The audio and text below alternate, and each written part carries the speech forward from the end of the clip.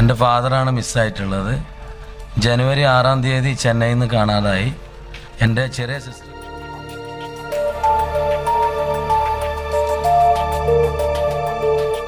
അവിടുത്തെ പെരുമ്പാക്കം എന്ന് പറഞ്ഞ സ്ഥലത്തു നിന്നാണ് കാണാണ്ടാകുന്നത് വാപ്പനെ. അവിടെ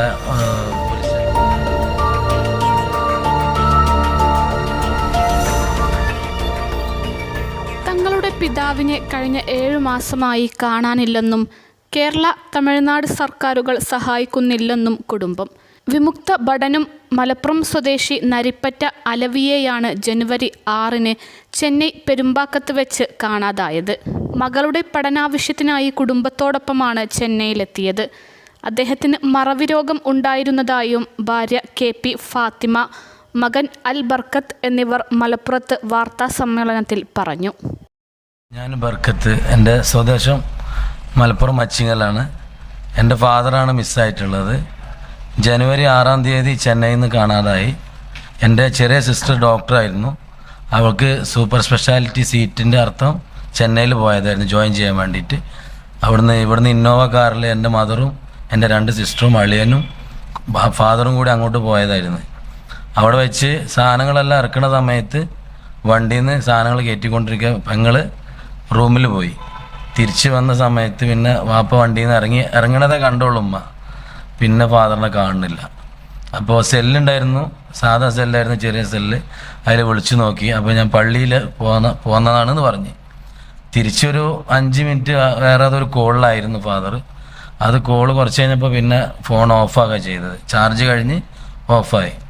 അപ്പോൾ അതിന് ചെറിയൊരു ഓർമ്മയുടെ ഒരു ചെറിയ കുറവുണ്ടായിരുന്നു ഇവിടെ നാട്ടിൽ നിന്ന് തന്നെ. പക്ഷെ അവിടെ നിന്ന് എന്താ സംഭവിച്ചതെന്ന് അറിയില്ല. പിന്നെ നമ്മളവിടുത്തെ പെരുമ്പാക്കം എന്ന് പറഞ്ഞ സ്ഥലത്തു നിന്നാണ് കാണാണ്ടാകുന്നത് വാപ്പനെ. അവിടെ പോലീസ് സ്റ്റേഷനിൽ കംപ്ലയിൻ്റ് ചെയ്ത് അങ്ങനെ അവിടെ കമ്മീഷണർ ഓഫീസിൽ വിളിപ്പിച്ച് അവിടെ ഒരു കംപ്ലയിൻറ്റ് ഞങ്ങൾ ഫയൽ സ്വീകരിച്ചിട്ടുണ്ട്. അപ്പോൾ അതിനുള്ള കാര്യങ്ങളൊക്കെ ഞങ്ങൾ നടന്നുകൊണ്ടിരിക്കണം. നിങ്ങൾക്ക് തനിയൊരു ബറ്റാലിയനൊക്കെ നിങ്ങൾക്ക് കേസ് അന്വേഷിക്കാനായിട്ട് ഏർപ്പെടുത്തിക്കണമെന്നൊക്കെ പോലും പറഞ്ഞ്. പിന്നെ ഞങ്ങളത് ട്രേസ് ചെയ്തുകൊണ്ടിരുന്നു. പിന്നെ പല സംഘടനക്കാർ KMCC, പിന്നെ അവിടുത്തെ കോൺഗ്രസിൻ്റെ സംഘടന, അതേപോലെ CPI, അങ്ങനത്തെ പല സംഘടനക്കാരായിട്ട് ബന്ധപ്പെട്ട് അപ്പോൾ അവരൊക്കെ ഞങ്ങൾ വേണ്ട പോലെ അന്വേഷിക്കാമെന്ന് പറഞ്ഞ്. ഫസ്റ്റ് ടൈം ഫാദറിന് മിസ്സിങ്ങുമായി ബന്ധപ്പെട്ട് ഞങ്ങൾ ദിനകർ, ദിനദന്തി എന്ന 2 പേപ്പറിൽ കൊടുക്കാൻ വേണ്ടിയിട്ട് 1-2 ആളുകൾ വിളിച്ചിരുന്നു. അപ്പോൾ അവർക്ക് ഓൾറെഡി അതിൻ്റെ പേയ്മെൻറ്റ് 16,000 റുപ്യ കൊടുത്ത് ഒരു പേപ്പറിൽ കൊടുക്കാന്ന് പറഞ്ഞിട്ട് അവിടുത്തെ ഇവനിപ്പോൾ പത്രത്തിൽ മാത്രമാണ് അത് വന്നത്.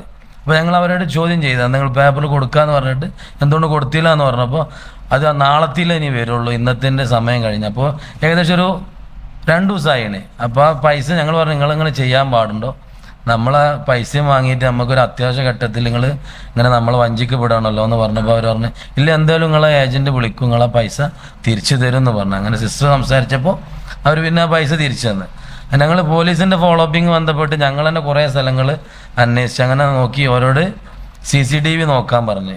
അപ്പോൾ CCTV നോക്കണമെങ്കിൽ ഒരു കുറഞ്ഞ സമയം ഒരു ദിവസം വരുള്ളൂ. ഒരു റിക്വസ്റ്റ് കൊടുക്കണം പോലീസിൻ്റെ CCTV കാണണമെങ്കിൽ 5 മണിക്ക് വൈകുന്നേരം വന്നാൽ 7 മണി വരെ അവർ നോക്കുള്ളൂ. അതിനവർക്ക് എന്തെങ്കിലും സംതിങ് കൊടുക്കണം. പിന്നെ പോലീസുകാർ ചോദിച്ച് ലഞ്ചം കൊടുക്കുമ്പോന്ന് ചോദിച്ചിട്ടുണ്ട് അടുത്ത്. ലഞ്ചം എന്ന് പറഞ്ഞാൽ പിന്നെ എനിക്ക് അറിയില്ല. പിന്നെയാണ് പറഞ്ഞത് കൈക്കൂലിക്കാണ് അവർ ചോദിക്കുന്നത്. അപ്പോൾ ഞാൻ പറഞ്ഞു ഓൾറെഡി ഞങ്ങളുടെ നാട്ടിൽ കേരള പോലീസൊന്നും ഇങ്ങനെ ചോദിക്കാറുമില്ല, പറയാറുമില്ല. അവിടെ നമ്മളൊരു എന്ത് കേസ് മിസ്സിങ് വന്നാലും 24 hours അല്ലെങ്കിൽ 2 ദിവസം കണ്ടുപിടിക്കും.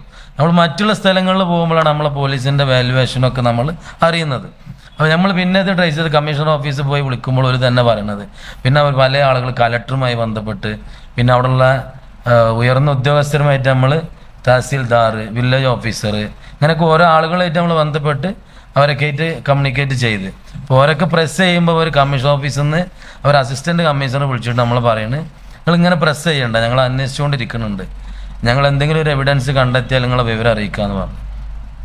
പിന്നെ ഒരു മാസം ഏകദേശം കഴിഞ്ഞാൽ 3 മാസം ഫാദറിൻ്റെ കേസുമായി ബന്ധപ്പെട്ട് അവിടെ തന്നെ അന്വേഷണത്തിലായിരുന്നു. ജോലിയൊക്കെ ഒഴിവാക്കിയിട്ട് ഞാനും എൻ്റെ അനിയനും എൻ്റെ ഒരു മാമൻ്റെ മകനും കൂടി ഞങ്ങൾ 3 നാൾ അവിടെ നിന്ന്, എൻ്റെ സിസ്റ്റർ അവിടെ പഠിക്കണമുണ്ടല്ലോ. അപ്പോൾ അങ്ങനെ ഞങ്ങളവിടെ വീടൊക്കെ വാടക എടുത്ത് 3-4 മാസത്തോളം ഫാദറിനെ അന്വേഷിച്ചുകൊണ്ടേയിരുന്നു. പല ഏരിയകളിൽ പോയിട്ട് തിരഞ്ഞ് പല ഓർഫനേജുകൾ, ഈ പേരൻപ് പറഞ്ഞിട്ടുള്ള ഒരു ഓർഫനേജ്. അപ്പോൾ അവിടെ അധികം ഈ പൈസ കൊടുത്തിട്ടുള്ള ഓർഫനേജുകളാണ്, അല്ലാത്ത ഓർഫനേജുകളുണ്ട്. അപ്പം അങ്ങനെ കുറേ അന്വേഷിച്ചു. പിന്നെ മോർച്ചറി സംബന്ധമായിട്ട് അതിൽ അന്വേഷിച്ചു. ബുദ്ധിമുട്ട് വേറെ ഉണ്ട്. പിന്നെ പറഞ്ഞാൽ പരസ്പര സഹകരണമുള്ള ആളുകളല്ല കഴിഞ്ഞാൽ നമുക്കും തന്നെ നല്ലൊരു സന്തോഷമുള്ള കാര്യമാണ്. അന്വേഷണത്തിൻ്റെ വഴികളാണെങ്കിലും വളരെ സന്തോഷമായി. ഇവിടുന്ന് അങ്ങോട്ട് മുഖ്യമന്ത്രിയുമായിട്ട് ജനുവരി 6-ാം തീയതി 2024. ഇല്ല, അതിന് ഇവിടുന്ന് 1-2 പ്രാവശ്യം എൻ്റെ റിലേഷനിൽ പോയപ്പോൾ മാത്രം നമുക്ക് അറിയുന്ന സ്ഥലങ്ങളൊക്കെ ഉണ്ടല്ലോ, കുറേ തിരഞ്ഞിട്ട് വന്ന്. അതിൻ്റെ ഇടയിൽ പിന്നെ ഏർവാടി, നാവൂര്, മുച്ചേരികളിൽ ഇങ്ങനെയൊക്കെ കുറേ പോയി തിരഞ്ഞത്. ബൈക്ക് ഇവിടുന്ന് കൊണ്ടുപോയി. എക്സ് മിലിറ്ററിയാണ് ഫാദർ, പഴയ മിലിറ്ററിക്കാരനായിരുന്നു. അപ്പോൾ അതിൻ്റെ എന്തെങ്കിലും കാർഡുണ്ടോ? ആധാറുണ്ട്.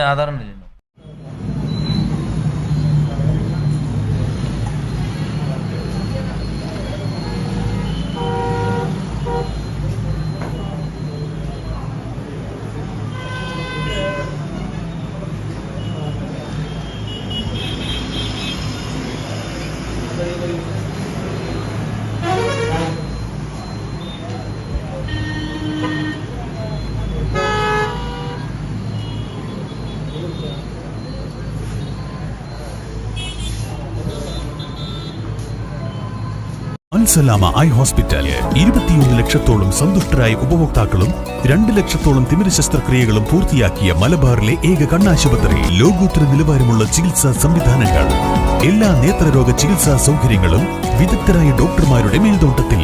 Al Salama eye hospital, hospital road, Perinthalmanna.